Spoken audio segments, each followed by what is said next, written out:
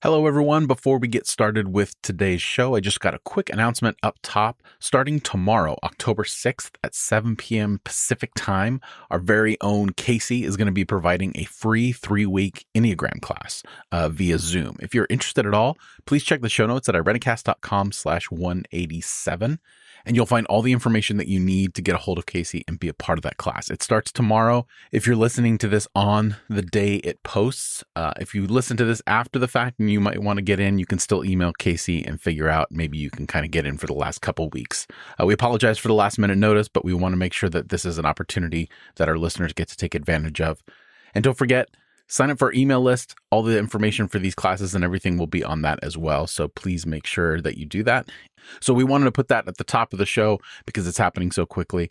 So again, if you are interested, go to the show notes, irenicast.com/187, and there'll be some information on how you can get a part of that Enneagram class that starts tomorrow. So without any further ado, here is today's episode.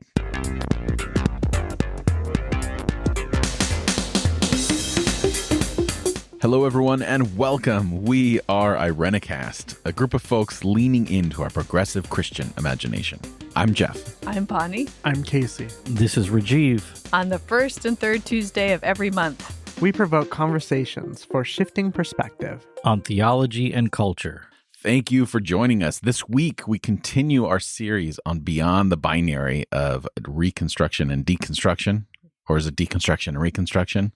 It's beyond the binary. Exactly. It doesn't matter what order it is because we are in the zone of those two things, I guess. We're going to continue the conversation today by talking about self. Many of us come from backgrounds that teach us to deny ourselves, and I think that that's an important step in this journey. So we're going to be discussing that, and it'll be interesting. And for our segment, we're going to bring back an old one called Title Me This, and that should be a lot of fun. So let's just get into it. The self. I think one thing, and Bonnie, I think it was you said this as we were kind of planning what this conversation was going to look like. It's even in our notes here, you know, you put like the adolescent development of it all. And I think that's a really apt way to describe, at least for me, my journey with self during this process of deconstruction and reconstruction, that needed place of selfish adolescence, that healthy selfishness. So maybe that's a good place to start. Unpack that a little bit, what you meant by that. You know, I think Debbie Glander in the first episode of this Beyond the Binary of Deconstruction and Reconstruction, we talked with Debbie Glander, who is a therapist and also has studied a lot about human development. And she really brought forward some things that I hadn't really thought about before, using Erik Erikson and his stages of human development, that, you know, at each of these stages, there's work to do in each stage in order to be able to complete the work of the stage and then move into the next stage of development. And we develop from the time we're born all the way until our elder years. It's not just an adolescent period of development. But yeah, like she focused in on like that stage of adolescence where the work is to form a self and an identity and to feel really grounded and rooted in that self and identity in order to then be able to face adult life. And how many of us in our traditions like are coming to realize that that was denied us completely. Not only did we just not form well as adolescents because of the messages that we received from our communities, but that the work of that developmental stage was completely denied us. Like we were in some ways betrayed by the adults in our lives who should have helped us to grow in that stage of development. So just like in the early toddler years where selfishness is a really important part of growth and development, it is also true in those teen years. And it was considered one of the cardinal sins to not only think that you have a self, but to esteem oneself. And that messes people up. And when the self is talked about, the self is entirely corrupt and not to be trusted. I mean, it's this weird thing. Yeah, there isn't a self, but then again, there is, and it's not any good. Which as teenagers, as junior hires, right, when you're hearing these things, you already believe these things about yourself without an adult telling you that, right? You're going through puberty, all of these new things are happening, your relationships are changing in terms of, I know for many young people, when you take that transition from junior high to high school, you lose your friends a lot of times, right? Because you're shifting, things are changing, and it's such a raw time, a very vulnerable time, and to have the adults in your life saying to you, you are bad and broken, you are not whole, you sort of lean into that. At least I feel like I did. I was like, oh yeah, you're speaking my jam. I mean, I'm an Enneagram 4, right? In general, I feel that way. But to have adults in your life speaking to those things, I think does something significant to your being. I think we ended our last conversation in part 4 of this on talking about the self a little bit. And I think, Casey, you said something that made me feel uncomfortable, not because I don't even know if I agree or disagree, but that idea of like just trusting yourself and how difficult that is when you come from a place, like we've also said so far, is that you're taught to deny yourself. You're taught to push those things under. How do you develop that muscle of learning to trust yourself and knowing and discerning whether that's a good thing, right? Because there's a lot of people in the world, like I mentioned last time we talked, that are trusting themselves, and they're doing so in a way that's harming others because they know their body and they don't need this vaccine or they don't need this or whatever. And how do we, I don't know. I don't know. I struggle with how to maneuver through that and how to more in the way of like communicating that to others, like in this platform when we're talking. It's like, so where do we draw the line for the self? And then where does the self fall in terms of all the other ways that we discern our place in the world? Well, I think, the thing you're talking about, Jeff, there with these other people in the world who are, quote, trusting themselves and doing these weird things in the political and healthcare world, the anti-vaxxers, anti-maskers as an example.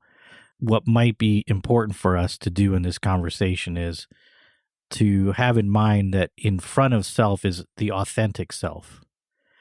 So there's, behavior where you're living into the self that you've been handed by your environment, where you've been told this is who you are, this is how you're supposed to think, and then you act out of that thinking it's yourself because you haven't yet engaged in the work to pursue the authentic self. And I think we're seeing that a lot in people being very loud about it in multiple ways today. Plus, with the ubiquity of social media, everybody gets to act out of their, whether it's inauthentic or authentic selves. Or maybe I find that people acting out of their authentic selves aren't posting to the same degree that people who are acting out of their inauthentic selves maybe do. I have no animosity to people who post a lot on social media. I think it is an important form of expression, an important way of communicating, but I think it also can be part of the process of self-discovery and understanding. So what I was hoping to lift up is, as we engage, that we're more and more thoughtful as we evolve as individuals. So I don't want that to be misunderstood. I think that's a good point, Rajeev, around posting and for whom are you speaking to, right? What is your point in posting? I mean, when I talk about trusting self, myself did not need to post on Facebook. I mean, at some point, eventually I did, but my first response was to turn inward and to navigate what was truest for me and how to first trust that before I could give it to anybody else, right? And so I think that that's sort of what I'm talking to is there's a self in you that longs to be known and free. And that self is the one that you are willing to testify to, the one that is calling you to wholeness and to freedom. The one that is not requiring anything of you but to find what is most true and is most liberating for you. I think that is what I'm talking to. whether you are an anti-vaxxer or not, this is not what we're talking about. We're talking about the ability to say, here I stand, so help me God, I can do no other, right? That Luther quote. This is the important piece of who I am. This is the truth of my journey. Yeah, Casey, that voice, that inner voice that you speak about is exactly the voice that we're told not to trust, right? And it's a voice that's lost. It's sometimes really lost in the cacophony of voices that have been injected into us by so many things, but certainly by the fundamentalist evangelical religious community. But I think Jeff's question is and the discomfort with trusting oneself. There's a lot there to think about and consider, because I think, first of all, we have not been allowed, if you've grown up or if you spent your adolescence in a high control environment, you're not allowed really to see yourself as a complex being. Like, the self is reduced. You have a sinful nature.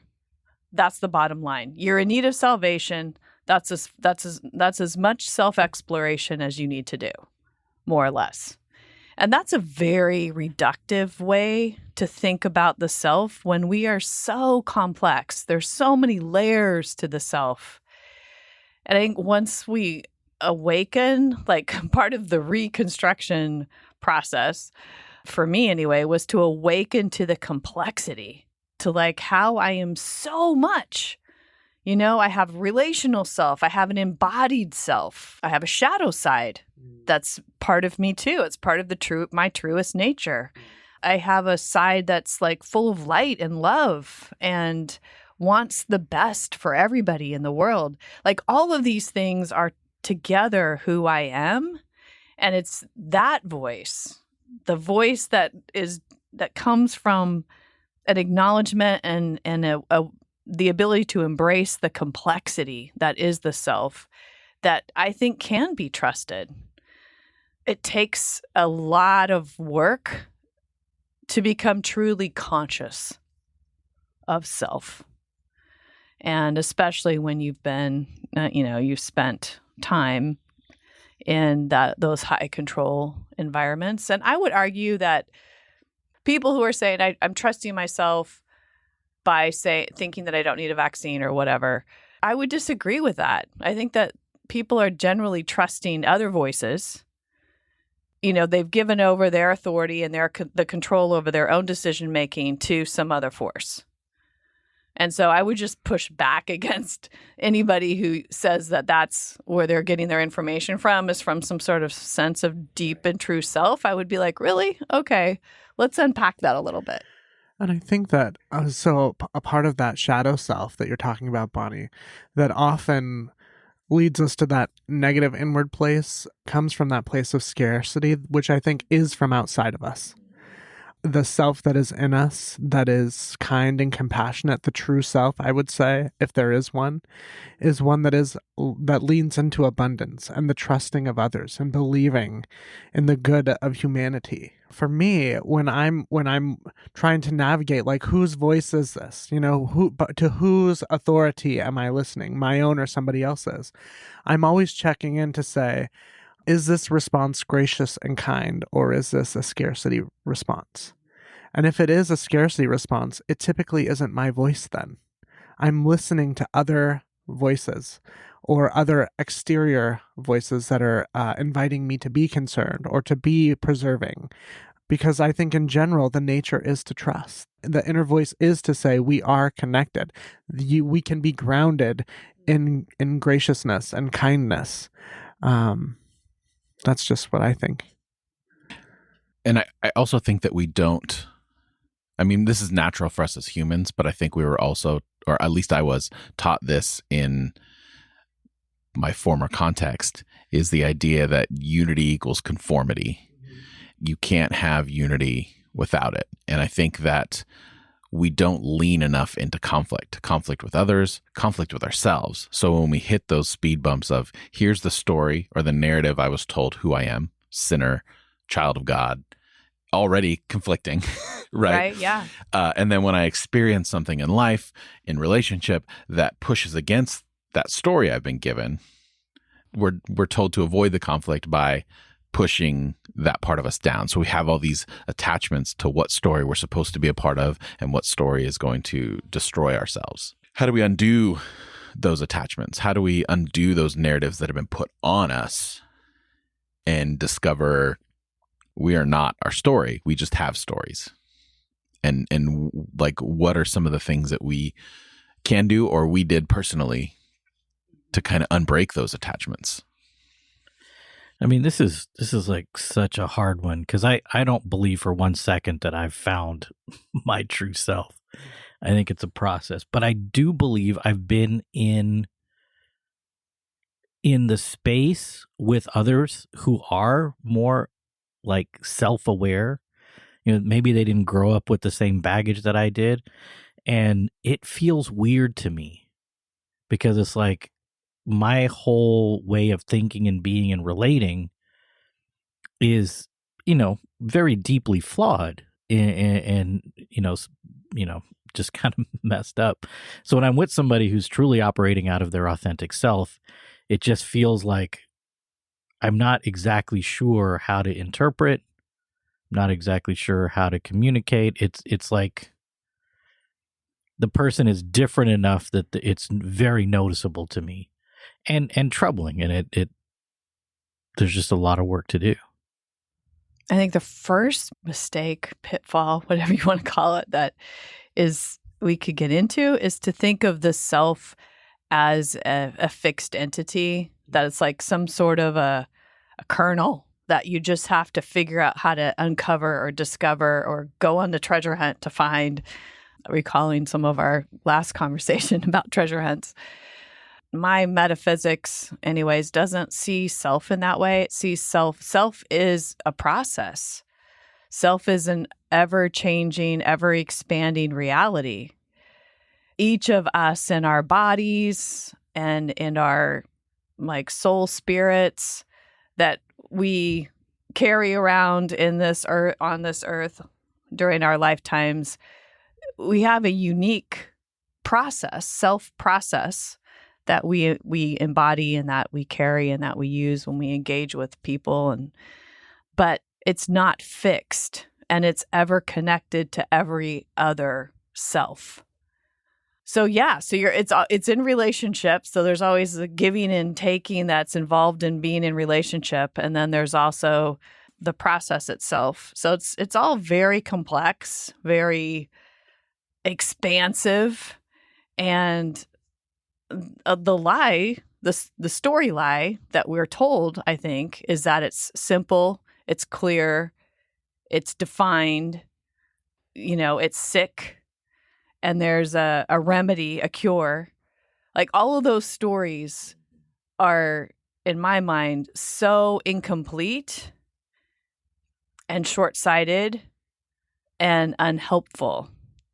So it's more like, it's not really like a discovery process as much as it is an awakening or a consciousness. I keep coming back to that word, and I'm not sure exactly why, but a consciousness to, I'm gonna use language that sounds really woo-woo and probably doesn't make a lot of sense, but it's because language falls short sometimes. But it's a consciousness, an awareness, an awakening to who we are that's different from all the other selves out there. And yet it's also who we are that is in relationship to all the other selves out there. One thing that your thoughts are causing me to think about is maybe approaching this as in singular terms is really inhibiting in unhealthy ways. Maybe we in and of ourselves are somewhat of a plurality of selves that come together and are constantly interacting, sometimes in supportive ways, sometimes in harmful ways. And that idea of a singular self, that kernel you were talking about. I wonder if that might be why we struggle so much. Well, I think that goes back to one right way, right? I mean, we grew up believing that there was one way to everything, one right way.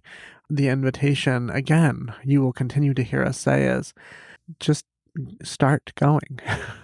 No, it doesn't matter the direction. Right. Just start going. I mean, this is where Enneagram language can be helpful, right? I mean, the Enneagram helps us to see that shadow side and to see the benefits of some of those things that we might characterize as our identity or who we are. But even those things fall short of the complexity of who we are, I think is what you were saying earlier, Bonnie. And so then what we reach for is story. If I can add all of these things, maybe then I am the sum of these things. And that isn't true either. We are not the sum of our stories. We have the ability to sort of walk away from these. These are stories about us. They are not us, right? And these are all really important pieces of our direction, but they do not have to be the ultimate end, right? I mean, again, I say this all the time, but one of the things I love best about your relationship, Rajeev and Bonnie, is this question that I have heard you ask on multiple occasions to one another. Who are you today? Who are you today? One of our Christmas episodes, I think it was, we went around asking questions. And I think, Rajeev, you asked Bonnie, like, what is your favorite food today? Right. Because you knew that it may be different. Mm-hmm. And I think that that's how, not only how we should hold ourselves, but how we should hold one another. The ability to say you are more complex than you were yesterday, right? There is something truer in you, hopefully today, than even yesterday. Mm-hmm. And how do we honor that? Right. And that dynamic goes in every direction, right? Sure. Yeah. You know, you're more complete than you were yesterday, and then the next day you're a little more confused than you were yesterday. You might be an asshole today. Yeah, and so some patience, tolerance, and persistence to just hang in there. But I think that's exactly what you're talking about. That's the point of journey, is finding those journey partners that can be in that with you. Yeah, thank you, Casey. That language is so much more clear and helpful. Thank you. I think that this is, again, Enneagram for like the depths of who we are is one of my favorite topics. But I think even more than that, I think for me this matters because as a queer person, that journey of struggling up against people who told me that I was bad and broken, right? And I think that women experience this a lot also, that it's this sense of like you have no control over your body, and it is society who tells you who you are and how you should be in the world. And for some of us that we shouldn't even exist, period. And so this matters to me so much because I have found that in my own coming out, there are people who come out alongside of me. Always. Always. It's always been this way. And I think that is one of the truest parts of who we are, is that we all long to come out. Not as queer folks, but as people. We long for people to hear our story, long to be known. And so when you take the risk of coming out in whatever way you do that, whenever you speak to the truest parts of who you are, you will always find people who are willing to walk alongside of you and who will be threatened by you. Because there are people who long for partners, like you were saying, Rajeev, and there are also people who are threatened at the idea that they might have to do the work of coming out because they feel it might be too scary. And the work is always worth it. The road is always worth it. But getting there or believing that that's true, I think is 90% of the process. Obviously, all of us have had varying degrees of identity put on us, depending on a variety of different factors. So I'm wondering for you all, like, what are some things that pushed you to kind of start the internal work of untying some of that?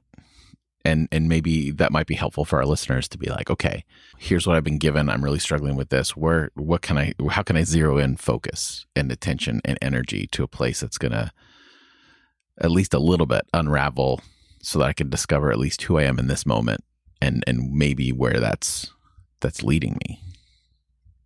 Yeah, I think, thank you for keep pushing us back to like, what are some practical applications here? Because we can wax eloquent on all kinds of theoretical things. But I think it's really helpful to review, if you weren't given the opportunity to go through adolescence in the most selfish, delicious way that everybody between the ages of 13 to 25, whatever it is now, should be able to be so incredibly selfish, because that's how you become centered, grounded, and have the things that you need to work with to then enter the adult life, where at some point you're going to need to mentor young ones growing up around you. And that's part of what being an adult means. So yeah, I think like reviewing whatever age you're at right now, reviewing the decisions that you made in your life, like life's decisions to have children, to get married, to not get married, to come out, to not, all of these decisions, like life-altering decisions that you've made. Go back, put them on some sort of a map, a timeline or whatever, and then take a serious look at each one and ask the question, like, was that me making that decision? Was that my community's, was it pressure from my community that sort of channeled me into that decision? From what place did this decision come to be? And then there may be some grieving in that. And I think one of the most powerful ways to awaken self is through grief. Because the truest, deepest, authentic self knows how to grieve. Once one experiences grief, and sometimes it's grief over, like, I didn't make this decision, and now I'm living in the wake of it, and I'm responsible, and I am going to have to incorporate, for the rest of my life, this decision is going to impact me. I'm kind of sad that it wasn't me that actually made the decision, that I have to grieve this now. I have to grieve that. And I have to then use that information that I get from the grief as I think about my future life and things that I'll teach the young people in my life or whatever. Yeah, that's one place to start, like actually reflecting on those life-altering forks in the road. And really consider, did you make that decision to turn left or right or go straight? Did you make the decision to incorporate these people into your life or to not? I'll just really deeply consider and see what awakens in that process. A question that a mentor friend of mine currently has been asking some of us, Quinita Roberson, she was on the podcast, is what decisions might you make if you were loving yourself? Yeah. Those are the sorts of questions I think we're trying to get at when we're talking about an informed self moving forward. I can tell you that I struggle with this question a lot.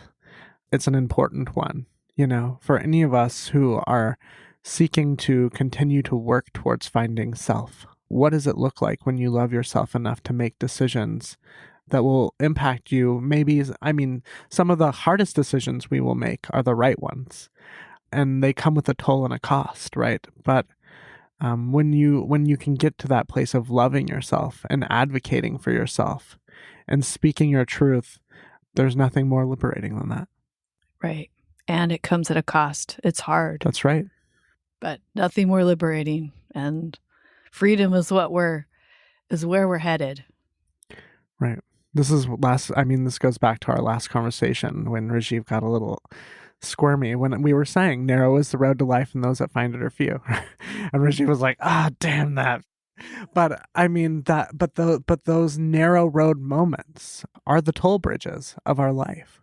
There have been times when I'm driving from Berkeley back to Sacramento where I forget that I need $5 or whatever. Now fortunately I have my fast track, but there were moments where it was like, do I pay the toll, the $30 or whatever to keep going, or do I turn back around and find a way? Sometimes it's worth it to just keep going. You pay the $30. Right. You just pay the $30. Yeah. Yeah, I think one of the hardest parts of coming to these realizations and going through the exercise that Bonnie, you were describing, and Casey, you were describing about thinking about past decisions, past choices, is trying to not react to them, but integrate what you discover into how you're going to make future decisions. Because we're making decisions all the time to either reaffirm a past decision or change the course of a past decision. You might decide something once. You might, when you're a kid, you promise for life, right? To be best friends or to never do this or that. And, things change.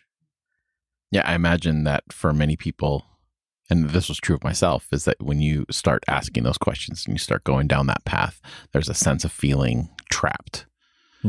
Trapped by your past decisions, trapped by your current conditions and how they're going to affect your future, trapped by projecting the consequences of whatever decision you're going to make now into the future and what that's going to look like and how it's going to turn out to varying degrees, right? Depending upon where you are in life. And it's not easy. It's not an easy thing. Yeah, and that sense of being trapped by your decisions is part of, I think, what we're talking about when we say like, we aren't our stories, which is a lot easier to say. That's like such a great little short platitude. It's a lot easier to say than it is to actually feel and live into. There's the narrow road, meaning only a few people actually go through this reflection process. But then there's also the narrow road of never going through the reflection process, which then I think also is that sense of being trapped because you're in such a small, confined story box that it's hard then to have a lot to work with when you are creating the future for yourself and for those people that you're in relationship with. Expanding the way we tell the story about ourselves, which happens in reflection and retrospect, in looking back at the past, in grieving things that we wish maybe had gone differently, and also forgiving ourselves for not doing this sooner, or for staying at a place longer than we should have, or, all the many things that we can beat ourselves up about, and also we can feel trapped about. By going into the past and enlarging the way we tell a story about ourselves, it gives us so much more to work with as we put together the future, as we create the future, co-create the future. Because if only our life was just a product of our own decision-making, it isn't. It never is. Every single life, that's part of the complexity, is made up of one's decision, the decisions made by self, but also of all the decisions of the selves that we're in proximity to that impact us. So we're constantly creating with all of these things. And the larger you can make your story, the more you have to work with. That's a little process theology there that I have to throw in alongside the Enneagram, as hopefully being helpful. Right. Because on one plane, our story is linear, right? Like we can't go into the past. However, we can recontextualize our past. So on another level, our timeline, our life is not linear. It can be reformed. It can be redeemed, if we want to use that kind of, churchy language as we're kind of walking through that. So I think that's an important point, because the physical moments may be concrete. They happen the way that they did, but the way that we choose to reinterpret them through our life is valuable. And it makes so much more possible. And it's ever forming, like even the process of coming out. And Casey, you can speak to this better than the rest of us here, but in conversations I've had, it's like it's an ongoing thing. It's not a moment, right? And for all of us to, as we claim these identities that you speak of, Casey, that are so deep in us and our most true and authentic selves, the revelation of those identities is just an ongoing thing. It's an ongoing process. And so, like, yes, there's concretized moments like this happened. There are facts. Facts are real. And also those facts, through the interpretation, through the understanding, through the connection to self, they can expand to make more things possible for us. Yeah, I agree with that, Bonnie. I think that I tell young people all the time, you are always coming out. You will always come out. Coming out is a process, right? It's not a one and done. It's not a sit your family down at Thanksgiving and destroy everything and burn it to the floor. That's a model, but there is always a process of coming out, and it is a lifetime's worth, right? Another thing I want to speak to, I think that it's important as we go through this, is that we have the capacity to redeem our stories, sure, but there are some things that are just not redeemable, right? There are things that happen to us. I'm thinking of violence and trauma that are things that we don't need to pick up and say, how can I redeem this? Sometimes things are just, they're shit. They're tragic. And you can leave those things to be what they were or are and never have to move back to that place. I think it's important for us to name that, because I know many of our listeners, some of them have experienced some severe trauma in their religious upbringing. I don't want them to begin to hear us say something like, well, God can redeem anything. Everything happens for a reason. Beloved friends, we are not saying that. We are not saying that. Nope. And in this conversation, I think we'd be irresponsible to not encourage everyone to get professional therapeutic support in these processes as part of your journey. Not the Christian counselor who has an office in the church basement, but like real licensed professional therapeutic support. Many of us have done it. I've done it. I'm still in it, and it's been monumentally helpful. Right. Any final words from anyone before we kind of close out this portion of our ongoing discussion on Beyond the Binary? Yeah, I think I know we talked a little bit about the shadow side of self. The sinful nature and all, and being a worthless person except for the worth that one has in Christ, and all of that sort of language, that we can sometimes think of the shadow side as being that, as being the sinful nature. And I just want to be clear that that's not at all what I meant. That some of the identities, and I'm speaking to women in particular, but others too, that some of our identities that are put on us is to be helping and kind and good. Never say anything that's going to discourage or hurt somebody. To always be seen as the gentle, kind soul. And the shadow side can be really helpful in kind of like nuancing that identity a bit, and maybe even rejecting those identities of being gentle and kind. That each of us does have the capacity to be fierce and angry and rage, and that can be also our true and authentic selves. And it can cause us to say things that aren't always typically kind, but may cause hurt in somebody else, because that antagonism or that hurt can actually facilitate the next step in this co-creation.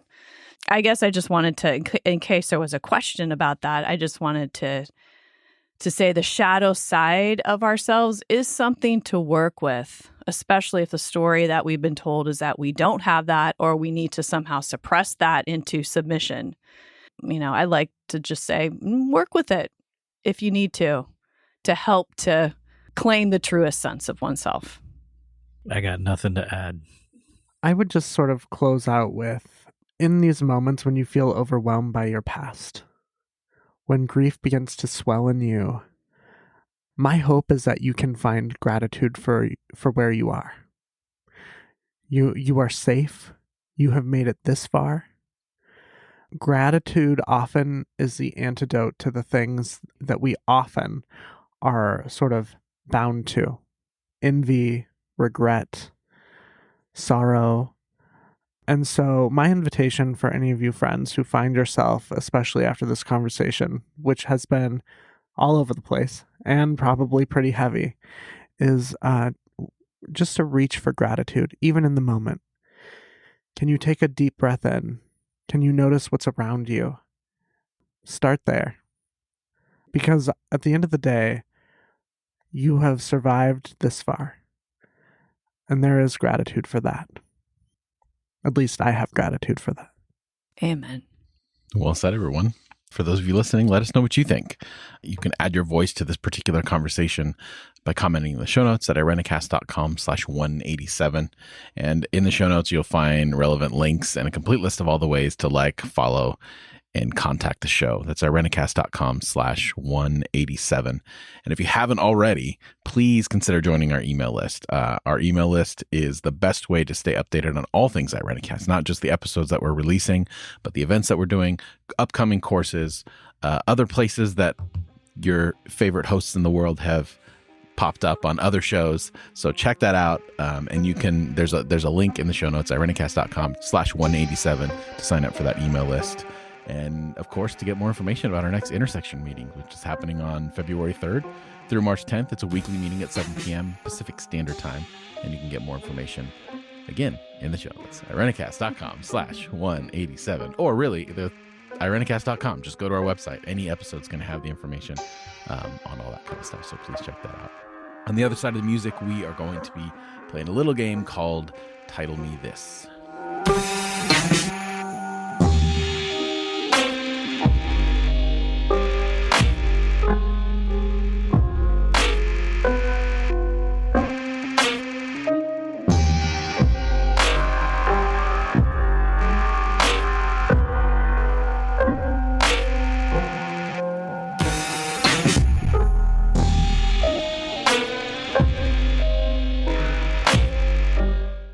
We are on the other side of the music, and we are going to be playing Title Me This. How this works is each of us, and we're calling this the Epic Drama Edition. So how this is going to work is that we have all curated different plot synopsises from some sort of fictional drama, whether it's coming from a book, movie, graphic novel, whatever.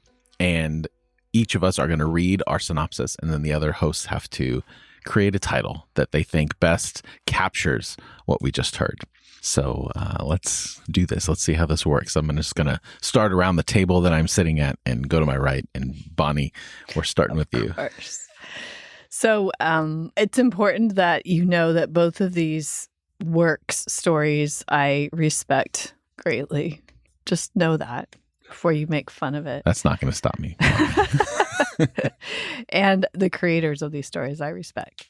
Okay, so here's the synopsis. When Lennox McLeod uncovers the long-held secret that his real father was not a Highlander at all, he feels torn in two. Setting off on a quest to discover his true identity, he encounters the beautiful tapestry weaver Nora Brody at Stirling Castle. Sparks fly between them. And when a shameful incident drives her away from Stirling, Lennox agrees that Nora can travel with him, and love blooms. In London, a wondrous fate awaits Lennox, but Nora is convinced there is no place for her in his future. What title do you give that? He is not your daddy, bye girl, bye. There you go. I was going to go daddy issues or daddy issues.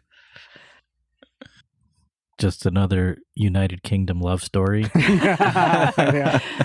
Of which there are so many great ones. So should I tell you the real title? White people and their swords. And do we know this author? We do. Yeah. We know this author. So the title is Quest of the Highlander. And it's by a friend of mine, actually. Her pen name is Cynthia Wright, and she writes all of these amazing historical romance fiction books. She's awesome. Yeah. All right, Casey, you're up.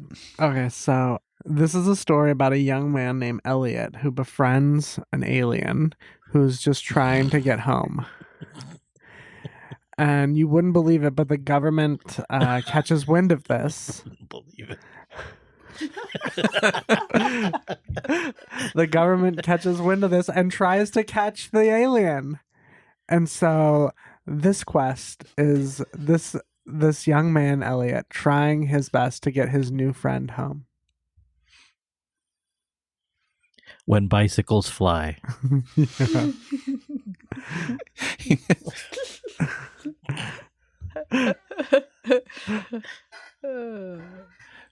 Just purely based on the synopsis you gave us, and not the knowledge that I have of where that synopsis comes from. I would say, how do you come up with a new title for ET?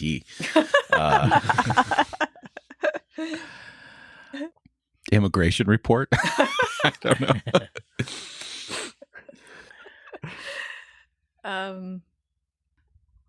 I just want to say like Bad Government or something like that. Is that everyone? Did you? Yep. Yeah. E.T. So I think that was mine. E.T. That was great. All right. The family O from a prominent capital in Asia is torn apart by adultery. Mrs. O has caught her husband having an affair with their children's former governess and threatens to leave him. Mr. O is somewhat remorseful but mostly dazed and uncomprehending. His sister, wife of a government official, arrives at the O's to mediate. Eventually, she is able to bring reconciliation to the couple. Sounds like a late night Cinemax film, Nanny Diaries. I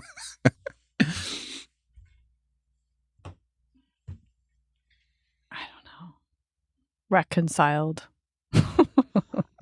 Can you read the first part about how the husband responds to this again? Yeah. The husband is somewhat remorseful, but mostly dazed and uncomprehending. Yeah, that was my favorite part. My title is Dazed and Uncomprehending Men. That's my title. Why are they always dazed and uncomprehending? Why do they always feel that way? A handbook on men. Huh? Dazed and uncomprehending. Yeah, That's 2021. Men in 2021. Yeah. 2020, 2019. Like, come on. Let's have it end by 2025. That's How about right. that? That's That'd be right. nice. No more dazed and uncomprehending. Wait, what was the name of the title? It's Anna Karenina by Leo Tolstoy. That's my fancy one. I have a trashy one next. Oh, yeah, high-minded literature. I'm going to break that trend right now. A widowed writer accidentally goes into the wrong theater, and he becomes obsessed with the male star of a teen movie called Hot Pants College Part 2. Oh, my God. He embarks on a journey to meet the young man and begins to truly discover himself. Fast and Furious 12? Hopping in hot pants. Oh, man. Hot rods and hot pants. I don't know. Dazed and uncomprehending. I could go all day with this. I love this, Jeff. This is a good one. It's okay. We're all learning the game. Got to come up with a scenario we can work with here. All right. What is it? Oh, it's a 1997 movie called Love and Death on Long Island. Love and Death. It's with John Hurt and Jason Priestley. If anyone's interested. Casey. I'm checking Netflix now. 1997. That's actually like a real movie. Yeah. Like a Hollywood. Oh, it sounds exactly like a real movie. I mean, not like a, straight to video film or whatever. yeah. Sounds like every movie of the mid-90s. Good point. Touche. So my turn? Yes. Okay. I'm going to change a couple names. To protect the innocent. To protect the innocent, yes. In a series of letters, Bob, the captain of a ship bound for the North Pole, recounts to his sister back in England the progress of his dangerous mission. Then there's a bunch of impassable ice. He's trapped. Then Bob meets a doctor who has been traveling by dog-drawn sledge across the ice and weakened by the cold. So Bob takes this doctor aboard the ship, helps nurse him back to health, and in exchange, really, for fantastic tales of this doctor's experimentation. I'm going to go with the Dr. Seaman. All right, Jeff, you win. You win that round. Except he wasn't the ship guy. But he nursed the seaman back to health. So the doctor. with- No, the seaman? the seaman nursed the doctor back to health. Right. Oh. The doctor was the weak So it's the one. seaman the seaman's drunk. doctor. Sure. Right. Experimenting with doctors. Playing doctor. Playing doctor, yeah. All right. Well, for all those literary people out there, this was Frankenstein by Mary Shelley. Very different from the movie. Mm-hmm. The book is very different. The doctor was Victor Frankenstein. Never read the book. It's good. It's a really good book. In the movie, it's, Frankenstein's not the monster, right? Well, it depends which movie. And he's the doctor. Oh, maybe. Yeah. It's Frankenstein. Frankenstein. Was that the Gene Wilder adaptation? Yes. Best one. Okay. This, by the way, I think is one of the gayest movies ever made. Jose, my husband, disagrees, but if you watch it in the right lens, you will understand. After learning that a stranger has been accidentally killed near their rural homes, 4 Oregon boys decide to go see the body. On the way, they encounter a mean junk man and marsh full of leeches, as they also learn more about one another and their very different lives. Just a lark at first, the boys' adventure evolves into a defining event in their lives. I think I'm with your husband on this one. I am not. I think Stand By Me is a challenge of modern masculinity, and to label it gay is offensive. You're picking these classics for Casey. I know. You're reading. I'm trying to disconnect myself from what I know about the entire movie and just go off of what you said. Right. That's what I'm trying to do too, because I keep coming to that leech field where he faints because he's got the leech on his, penis. He passes out. Such a great scene. I think a good title is Boyfriends. Yes, that's a good one. Oh, Yeah. Boyfriends. Boyfriends part That's one. kind of a It good kind of one. works. Yeah. Boyfriends Part 1. I'm just going to say Dead on Arrival. The original story is called The Body, right? Yeah. Mm-hmm. Yeah. Stephen King short Yeah. story. Yeah. I got nothing.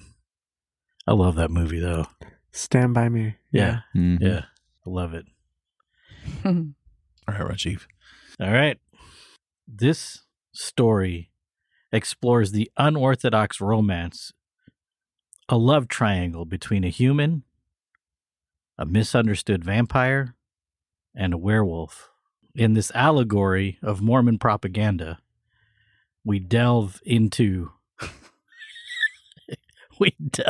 I'll explain. We delve into the secret lives of an ancient rainforest.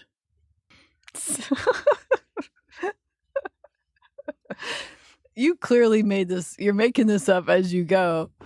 The secret lives of a rainforest? Oh, within a rainforest. Oh. And it's a vampire and a what? A werewolf and a human. The secret. What did you call that? And they're in a rainforest. And what was their relationship? It's like a twisted love triangle. Oh, okay. Twisted love triangle. Mythical throuple. Mythical throuple. Good. And then you have to throw in Mormon propaganda, which, okay. I'll explain. I know what you're talking about. I Yeah. think. Yeah. Werewolves and eternal planets. Right. How about bonded forever? Yeah, that's good. Did you already guess? I already came up with it. Oh, Yeah. right. Okay, so, I mean, it's Twilight. Yeah. And the author is Mormon. So my conclusion is, being a former Seventh-day Adventist, first cousins of the Mormons, it's like the vampires of the Mormons. Like these actually very decent species that is misunderstood. And when the fog lifts, they sparkle like diamonds. There's a lot of purity culture subtext Yep. in the story as well. Oh, yeah. Yeah, and the whole mating for life. Imprint. And blah, blah, blah. Imprint. The You've been imprinting imprinted before birth or something. Yeah. and all that stuff. It's in there. I mean, I don't say it negatively necessarily. It's very popular for its time. Yeah. In its time. Yeah. Our younger son loved that whole series. Mm-hmm. We actually made a trip to Forks on our way to Canada. Shine bright like a diamond. Mhm. Right, so you did your Twilight pilgrimage. We did. That's how much we love our kids. All right, last one. A London publisher recounts a lunchtime reunion with a former lover. An existential, I can't even say that. A parable of a wistful journey through youth and the excitement and bitterness of that time trapped in the mind. A former romance is reevaluated by a rose-colored filter of time. Time has moved on, but the past has trapped the author. Ooh. Time marches on. TikTok prison. I feel like there's so many teenagers who are experiencing that right For now. for real. sure. Oh, yeah. Double meaning. Yeah. I'm stuck in the time thing too. Time capsule. Time capsule. The actual title is The Song of Lunch. It's a 2010 film with Alan Rickman and Emma Watson. Emma Thompson, sorry. You're picking these like Hollywood films that no one's heard of. Right. That's So they, I'm not going to throw out E.T. or anything. Oh. I was just going to say, go with the classic, Shade, like the shade of it E.T. and Stand By Me. I'm all about the description. I wanted a description that would like bring about a good title. I was trying to create movement. But, we each approach this game differently.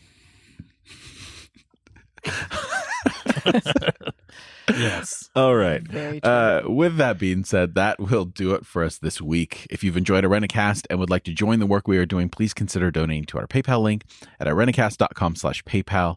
We're committed to keeping the show for free for listeners, but there are costs involved, and your financial support always helps. That's arenacast.com/PayPal. Arenacast is also a nonprofit organization, so your donations are tax deductible. And you can also support the show simply by making sure that you follow the show on wherever you listen to your podcasts. If the platform allows it, leave a rating and or review. We'd love to hear from you. So for this week, I'm Jeff. I'm Bonnie. I'm Casey. And this is Rajeev. Thanks for joining the conversation.